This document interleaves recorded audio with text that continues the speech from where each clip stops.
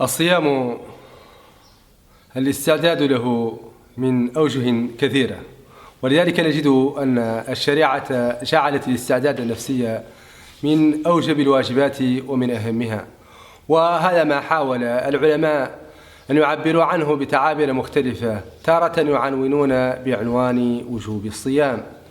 والله سبحانه وتعالى يهيئنا نفسيا بقوله: يا أيها الذين آمنوا كتب عليكم الصيام كما كتب على الذين من قبلكم لعلكم تتقون.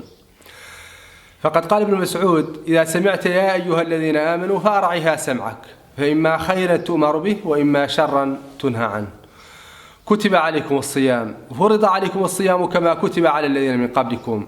المبدأ الثاني من مبادئ التهيئة النفسية وهو ما يعرف بالتنافس كما كتب على الذين من قبلكم.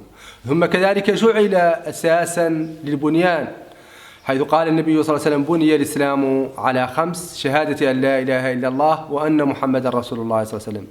فلنبادر إلى الصيام قبل أن نبادر، فهذه التهيئة هي التي تجعلك تستمع لقول النبي صلى الله عليه وسلم: يا باغي الخير أقبل ويا باغي الشر أقصر.